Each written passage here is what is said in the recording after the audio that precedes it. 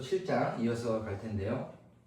7장은 1절부터 40절에 이르는 짧지 않은 장인데, 물론 여러분의 성경을 보면 두 가지 정도로 나눠져 있을 겁니다.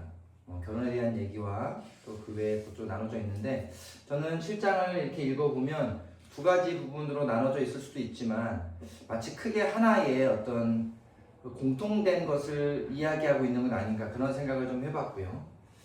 정말 어려워서 이것을 저같이 좀 부족하고 또 아직 젊고 인생을 충분히 경험하지 않은 아주 미숙한 사람이 이런 논쟁에 대해서, 이런 질문에 대해서 사도 바울처럼 더 지혜롭게 말할 수 있을까? 내지는 이것을 고민하는 사람들에게 명쾌한 답을 줄 수 있을까 굉장히 고민돼서 읽고 또 읽고 읽고 또 읽고 고민하고 제가 나눌 수 있는, 저에게 주신 은혜를 가지고 제가 갖고 있는 돋보기를 가지고 같이 말씀을 생각하면서 은혜를 나누고 보고자 합니다. 7장을 쭉 읽으면서 저는 이런 생각이 들었습니다. 우리 삶은 드러나는 양상이 있습니다. 겉으로 보이는 양상이 있지만 그것은 언제나 본질을 담아내고 있거든요. 근데 우리는 양상은 눈에 보이기 때문에 보고 판단하기 쉽지만 그 양상을 통해 본질을 봐야 하는데 그 본질은 못 보는 경우들이 상당히 많습니다. 7장은 오늘날 우리에게 보여지는 양상이 전부가 아닌 그 속에 정말 하나님이 원하시는 것이 무엇인지 그 본질을 좀 깨달으면 어떨까라는 질문을 저는 해보면서 오늘 말씀을 같이 읽어보고 싶습니다.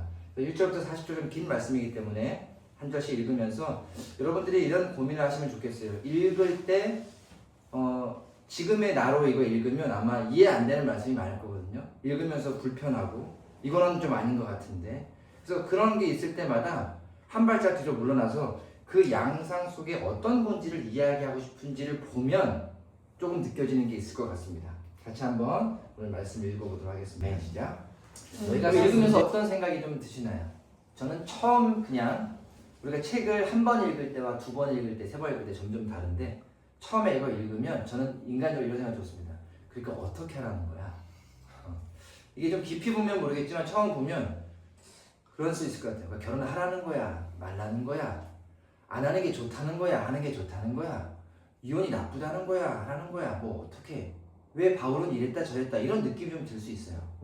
그러니까 왜 그렇게 기술했을까 생각하면 바울은 자기 생각이 있고 자기 주관이 있는데 그 생각과 주관이 나와 다른 사람에게 상처 주는 것을 되게 염려하는 말투 같아요.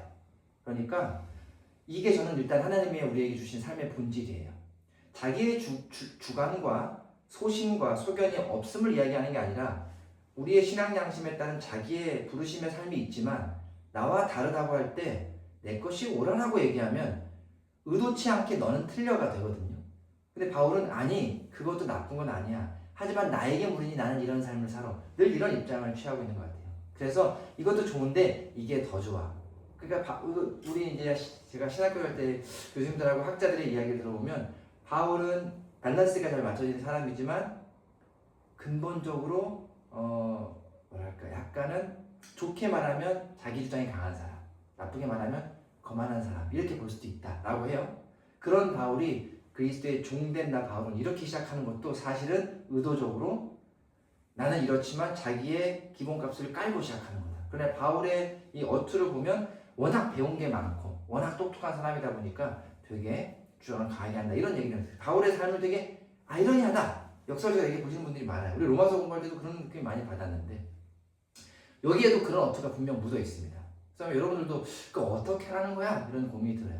그래서 오늘 저는 일단 주의하고 싶은 것들은 혹시 성경을 깊이 있게 본다라는 이 워딩도 조금 좀 걱정이 됩니다. 우리가 뭐 그럴 수 있는 존재가 아닌데 성경 공부를 많이 해서 머리가 커졌다고 해서 절대 여러분 뭔가 깊이 아는 사람이 아닙니다.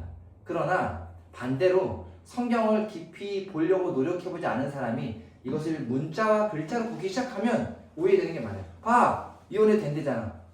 봐! 그 남편은 여자를 기쁘게, 여자는 남편을 기쁘게 하는 이런 것들만 취득할 수 있어요. 그리고 아까도 이제 제가 재밌는 생각을 했는데 서로의 몸을 서로가 주장하도록 하라는 얘기는, 이거는 번역을 주장이라는 얘기를 했지만 원어적 번역 보면 정확하게 부부관계를 얘기하는 거예요.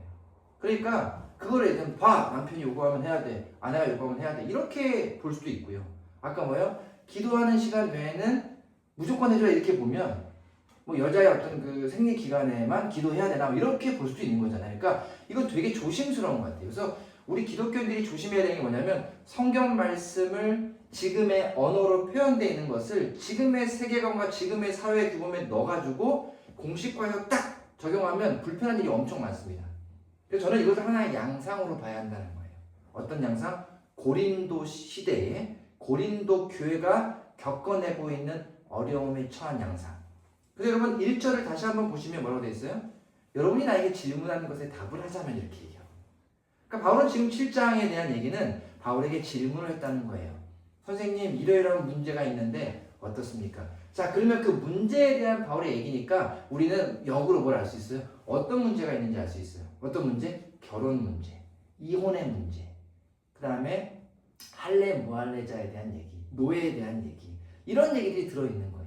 그러한 다양한 양상들에 대해서 어떻게 할지 몰라 하는 고민을 하고 있는 거예요.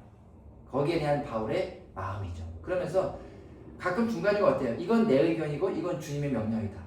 이거는 바울은 계속 이건 내 소신이야. 그러니까 우리가 설교자들도 설교할 때 하나님의 말씀이 이런데요. 지극히 제 개인의 생각입니다 라는 식의 얘기를 우리가 첨가할 때 오해하지 않으면 좋겠어요. 이건 저 개인입니다 라는 거예요. 그래서 저는요 목회자들이 정치 얘기 내지는 자신의 소신 얘기 해야 된다고 생각해요. 근데 그것을 일반화하면 안 돼요. 여러분들도 다 개인의 소신을 가지셔야 됩니다. 그리스도인으로 사는 것이 정치적 신념을 따로 갖지 말라는 건 아닙니다. 예수 믿는 사람은 무조건 이런 당을 이렇게 가르치면 안 된다는 거죠. 그러니까 뭐 세상이 말하는 극우든 뭐 좌든 우든 이렇게 아니라 그리스도의 삶의 본질을 가지고 그 사람이 살아가는 다양한 양상 속에서 소신껏 열린 마음으로 살아내야 된다는 거예요. 단 말을 하면 그 말에 부합되는 삶을 살아내야죠. 그러니까 말과 행동이 너무 다르면 사람들에게 이제 찌푸림을 받는 거예요. 당신도 굉장할 일이 많을 거예요. 여러분 이 그림 한번 보실래요? 자 위에의 식사 장면과 밑에 식사 장면 어떤 차이가 있냐라고 하면 저는 일단 이런 질문을 던져볼게요. 어느 가정이 어떤 식사 자리가 좋아 보입니까? 물론 또 사람마다 다를 수 있어요. 그런데 일단 여기는 어때요? 서빙을 해주죠? 그리고 되게 자리가 넉넉하고 이 정도의 식탁 테이블 집에 가지고 계세요? 일단 이 정도의 식탁 테이블이 있으려면 뭐가 있어요? 이 정도의 다이닝 에리어가 있어요. 굉장한 거죠.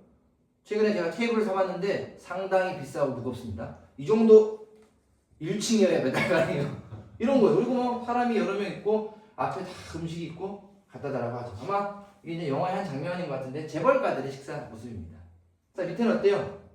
뭐 소박 제가 최대한 소박한 걸 찾으려고 했는데 사실 저의 어린 시절 생각하면 이것도 잘 사는 집이거든요. 어디 집에 식물을 놓습니까? 그죠? 빛이 안 들어 반지하 살아서 빛이 안 들어왔어요. 식탁 없어요. 바닥에다 상가 놓고 먹었어요.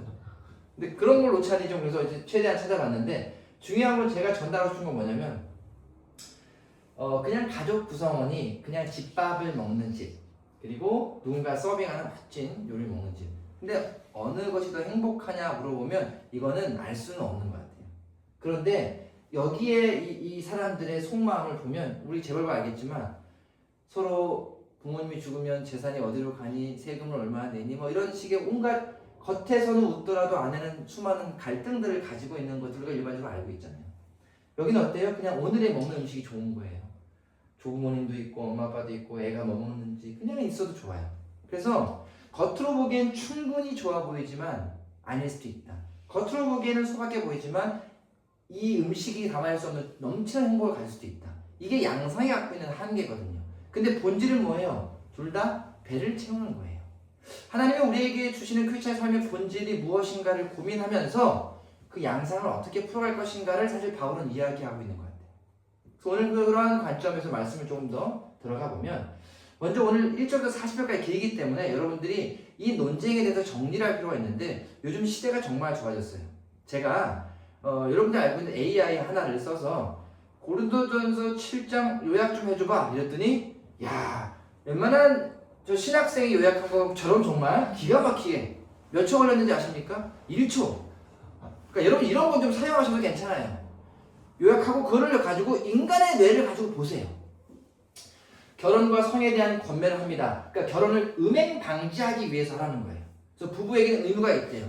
그래서 부부관계, 그래서 이혼의 사유가 되기도 하잖아요, 요즘에. 그래서 그런 어떤 성적인 것이 있고, 독신과 결혼해도 독신은 주로 성격에 유익할 수 있으나 은사가 없다면 결혼한 것이 죄가 아니다. 즉 독신도 괜찮고 결혼도 괜찮은데 독신은 아무나 하는 거 아니야. 근데 혹시 이 저격을 감당을 못하겠으면 결혼해 라고 바울의 의견을 제시하는 거예요. 이혼과 결혼에 대한 생각은 기혼자에 대해서 이혼하지 않는 것이 좋다. 기본적으로 그 디폴트죠. 근데 이혼했을 경우 혼자 지내거나 화해된다. 그러면 이것만 또 정확하게 보면 이혼하면 다시 재혼하면 안 되고 재혼할 거면 그 사람과 하고 이렇게 볼 수 있다는 거예요. 근데 그게 다가 아니에요. 불신 배우자도 믿지 않는 배우자 있으면 함께 살기 원하면 이혼하지 말래요. 믿는 배우자를 통해 불신의 가정을 거둘 수 있다. 그러니까 안 믿는 자랑 결혼했다면 이 사람 원하면 이혼하지 말라는 거예요. 그럼 이건 품어줌의 관점이죠. 자, 근데 갈라설 때 보세요. 믿는 자가 떠나게 됐다면 억지로 붙잡지 마라. 그러니까 믿는 자는 헤어져도 된대요. 그러니까 여기서의 바울의 의도는 뭐냐면 결혼도 하나의 양상이지 우리의 본질은 예수를 전하는 거다라고 얘기하고 있는 거예요. 그래서 결혼이라는 것을 통해서 예수를 전할 수도 있고 헤어져도 되는 건 뭐예요? 걔 믿고 있으니까 나 잘 살 거다.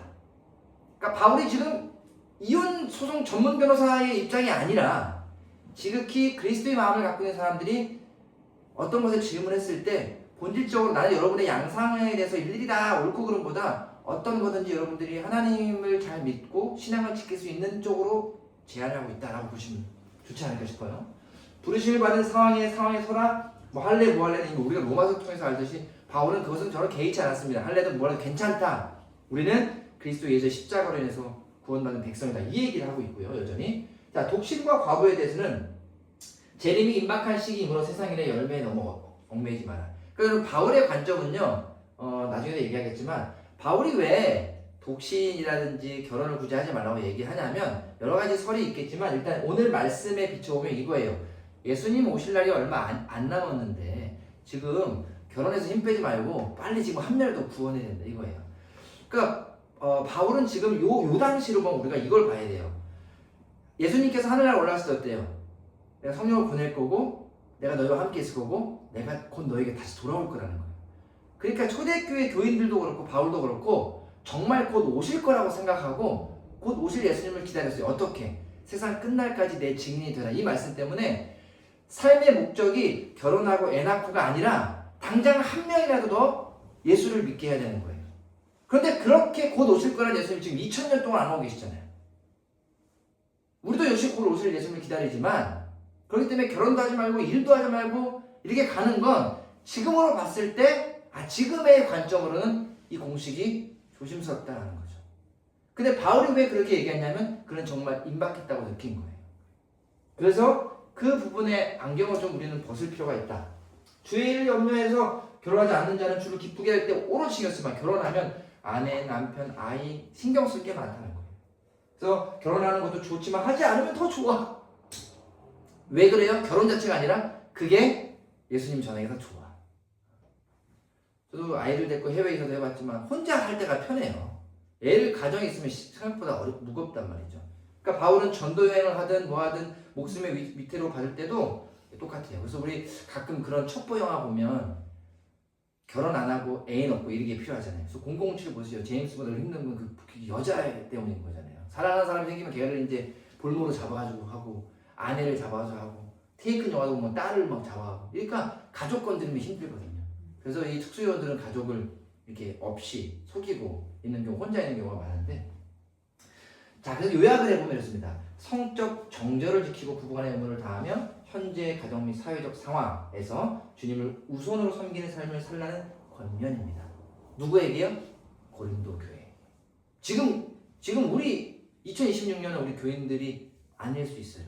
왜냐면 당시의 결혼과 지금의 결혼은 다르거든요. 그래서 먼저 우리가 봐야 될 건 질문이 좀 있습니다.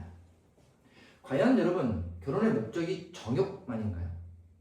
그러니까 바울이 이제 야 그거 못 참겠으면 결혼해. 그럼 마치 뭐예요? 결혼의 목적이 정욕 같잖아요. 그 정말로 그게 어떤 막 불타오르면 결혼해서 풀어.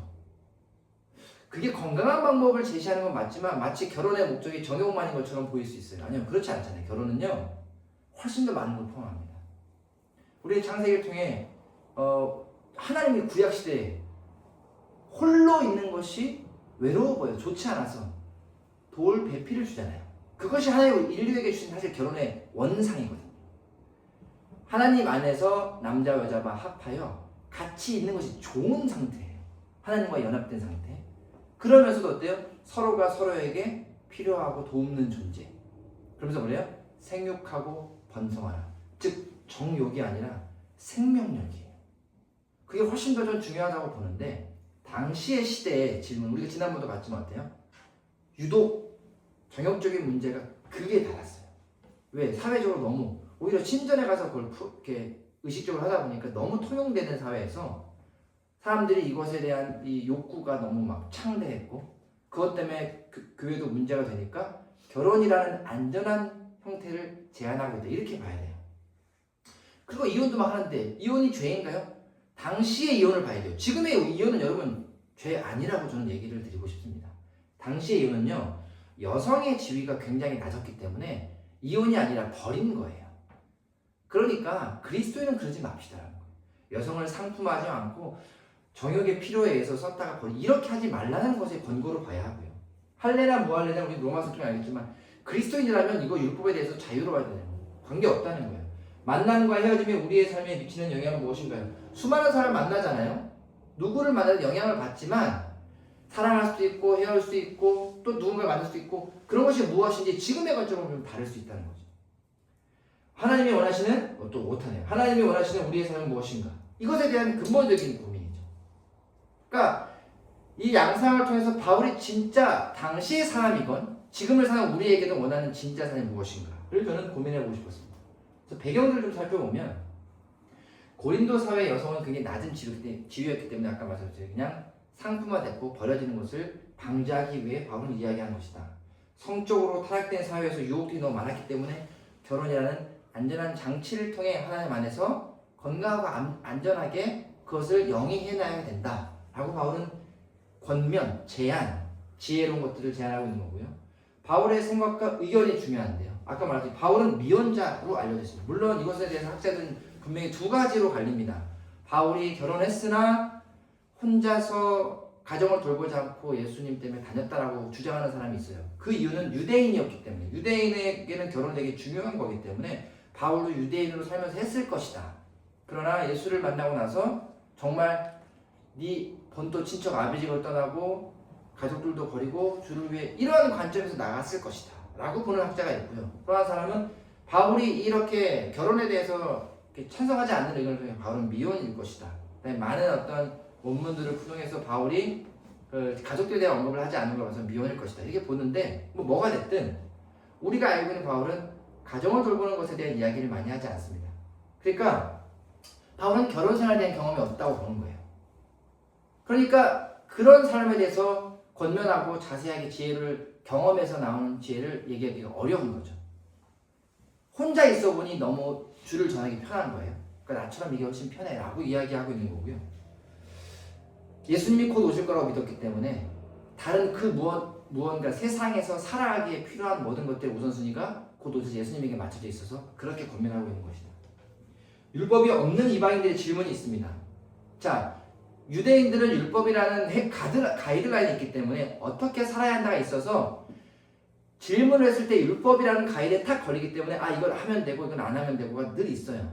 근데 이방인들은 율법에 속한 자가 아니기 때문에 지금 결혼이나 이혼이나 우리가 삶에 살아가면서 있는 모든 문제들이 직면했을 때 어떻게 해야 되냐를 물어볼 사람이 없고 물어볼 사람이 있어도 가르침이 달랐다는 거예요. 그래서 이쯤 되면 우리 바울 선생님에게 좀 물어보자라고 질문을 했다는 거죠. 그러니까 바울이 그 질문을 받고 자기의 의견을 얘기하는 거예요. 그러니까 지금도 우리는 다양한 교회에서 다양한 어떤 리더들, 장로들, 엘더들, 목회자들, 선생님들 있는데 지혜로운 답을 하는 사람이 전부는 아니잖아요. 그리고 지혜로워야 된다는 건 꼭 옳고 그름의 문제는 아니거든요. 그래서 우리가 해야 되는 지혜로운 답의 저는 본질은 상처 주지 않는 거예요. 이해하고 관용하는 거예요. 가장 중요한 건 그 속에 하나님의 마음이 들어있는 한. 하나님의 마음은 절대 배척하거나 갈라내지 않으십니다. 품고 이해하십니다. 그것을 성경적인 잣대를 가지고 어떻게 할 것인가가 우리 어른으로 살아가는 크리스찬의 고민이 아닐까 싶습니다. 바울은 여기서도 그래서 누구도 배척하지 않는 아주 중심적이고 포용적인 언어를 쓰고 있는 거예요. 그래서 말이 길어진 것 같아요. 40절까지 가기만큼. 물론 제가 그때 말씀드렸다시피 성경이라는 게 바울이 7장에서 편지를 쓴 게 아니라고 했지만 이렇게 묶어서 봤을 때 그 부분의 설명이 부연 설명이 참 많아요. 그러니까 한 번에 쭉 말하기 어려운 거죠. 조심스럽게 생각하고 언어를 골라서 써서 내가 말하고자 하는 본질이 이렇게 퇴색되지 않도록 그렇게 애를 쓰고 있는 게 우리가 느껴지잖아요. 마지막에 생각과 해석의 다른 가르침들이 있다는 겁니다. 당시에 이런 교회 저런 교회 우리가 아볼로파 개바파에 나눈 것처럼 다들 자기의 의견이 있어요. 그런데 내 의견이 모두 주님의 명령이라고 오해하면 안 된다는 거죠.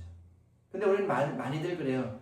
목회자가 얘기하거나 설교하면 그게 마치 하나님의 명령인 것처럼 어떤 일부 잘못된, 제가 분명히 말씀드려요. 잘못된 목회자들은 하나님이 나에게 이렇게 말씀하라고 시켰습니다라고 해서 이것이 내 설교 갖고 하나님의 음성입니다. 내 설교 갖고 하나님의 명령입니다. 이거는요 정말 저는 교만이라고 생각합니다.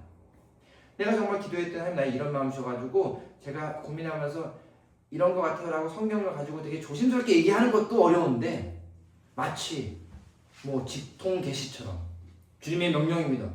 그런 게 어디 있어요.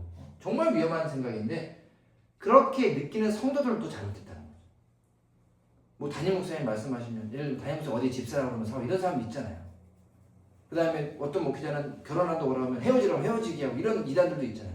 아니에요. 진짜 아니라고요.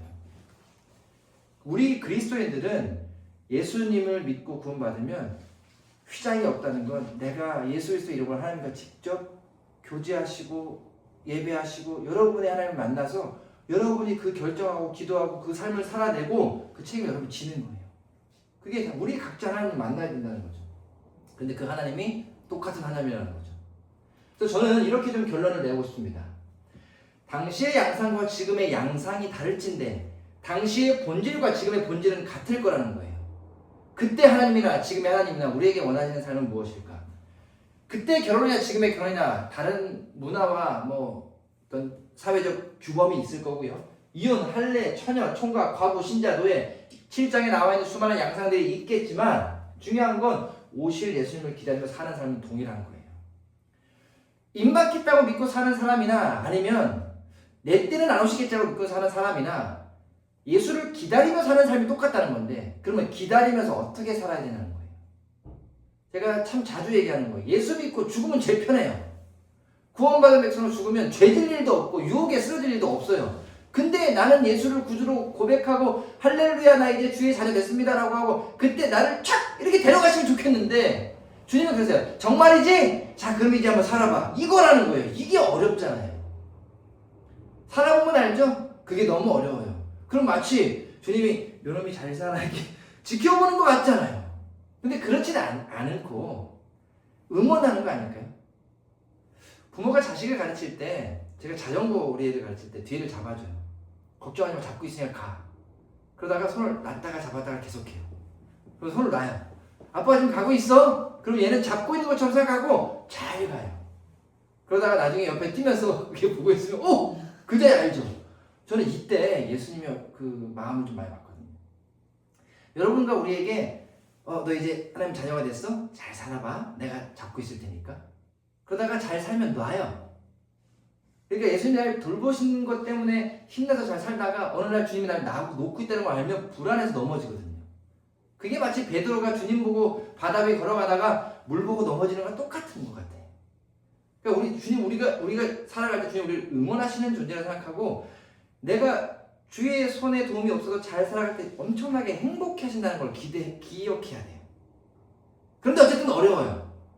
그러니까 우리가 주님 오실 때까지 기다리면 잘 사는 건데 그걸 오늘 성경에서 바울이 7장의 중간중간에 그가 하고 싶은 본질을 끄집어내면 먼저 17절에 부르심이 다 다르니까 부르심대로 살아가는 거예요. 어떤 양상이라도 괜찮아요. 여러분 부르심대로 살아가는 거예요. 부르심대로 지내라라고 20절 또 얘기해요. 중요한 건 하나님 우리를 부르셨다는 거죠. 하나님의 자녀로 또 그리스도의 종으로 우리를 통하여 복음을 전달하는 전달자로 우리의 삶을 부렀다는 거예요. 그러니까 여러분 삶의 언어라는 게 훨씬 중요합니다. 말의 언어가 아니에요. 말의 언어 하는 순간 7장을 우리가 그렇게 볼 수밖에 없어요. 이혼하면 되니 안 되니? 아니요. 그 속에 어떤 삶을 이혼해도 되고 이혼 안 해도 되고 결혼해도 결혼 안 해도 돼. 그 얘기 뭐냐면 그게 중요한 게 아니야. 사람의 종이 아닌 그리스도의 종으로 하나님께 함께 거하라라고 해요. 그러니까 하나님과 함께 거하는 삶. 그래서 저는 이런 좀 결론을 얻어봤습니다. 결혼도 해도 되고 안 해도 되고요. 이혼도 할 수도 있고 안 할 수도 있고요. 뭐 할례, 처녀, 총각, 과부, 신자, 노예 다 그렇습니다. 그런데 이렇게 생각하면 안 되는 거예요. 먼저 해도 되고 안 해도 되니? 내 마음대로 마음 놓고 결정해도 되는구나. 이거는 조심해야 되는 것 같아요. 왜? 그거는 무책임한 일이죠. 혹시 이러한 말씀 때문에 마음이 무거우신 분 있습니까? 내 남편이 내 아내가 너무 나랑 안 맞거나 너무 악해서 그런데 그리스도인의 신앙 때문에 참아내고 있습니까? 아니요. 오늘 말씀을 이렇게 봐야 되는 것 같아요. 하나님이 결혼하라고 주신 짝은 왜 주셨냐면 하나님과 함께 잘 살라고 주신 거예요. 그 사람과 함께 있어서 예수님의 사람을 행복하게 잘 살라고 주신 거예요. 혹시 그 사람과 헤어져야 서로가 하나님과 잘 지낼 수 있을 만한 상태입니까? 해도 된다는 거예요. 왜? 그렇게 잘 지내라고요. 결혼이든 이혼이든 어떤 만남이든 어떤 헤어짐이든 여러분이 하나님과 잘 지내서 이 땅에 부르신 하나님의 부르심을 잘 살아내도록 주신 다양한 것들인데 그것 때문에 자기의 자신이 피폐해져서 예수를 버리고 하나님과 버려서 매일매일 힘드시다면 하나님을 붙잡는 게 먼저예요. 그래서 본인이 회복되고 나면 또 사랑하고 품어줄 사람을 만날 수 있다는 거죠. 그러니까 우리가 마치 결혼하기에 이 땅에 태어났고 저 사람과 결혼하기 위해 태어났고 저 사람과는 이혼하기 위해 살아내는 게 아니라 우리의 삶의 본질은 허락하신 삶만큼 하나님과 함께 잘 지내며 그 잘 지내는 삶으로 하여금 내 주변의 사람들에게 그 삶의 기쁨과 본질을 전달하기 위해 살아내는 것이 우리의 삶인데 그 중간에 일어나는 수많은 소소한 어떤 이러한 일들 때문에 그 본질이 흐트러지는 걸 사단은 좋아한다는 거죠.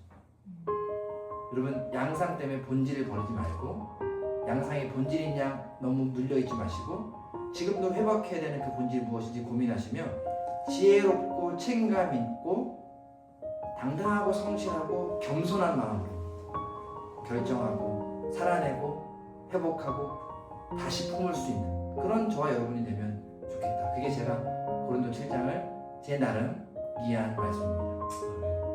무엇이 어렵다고 결정하기 힘들 때 그 결정의 핵심은 어떻게 하는 것이 여러분을 사랑하시는 하나님이 원하시는 건지 어떻게 하는 것이 여러분이 예수님의 사람으로 잘 살 수 있는 결정인지 그런 것을 먼저 질문하시며 또 함께 기도하고 나눌 수 있는 사람들과 나누시며 행복한, 기쁜, 지혜로운 웃을 수 있는 평안한 결정들을 행하시고 살아갈 수 있는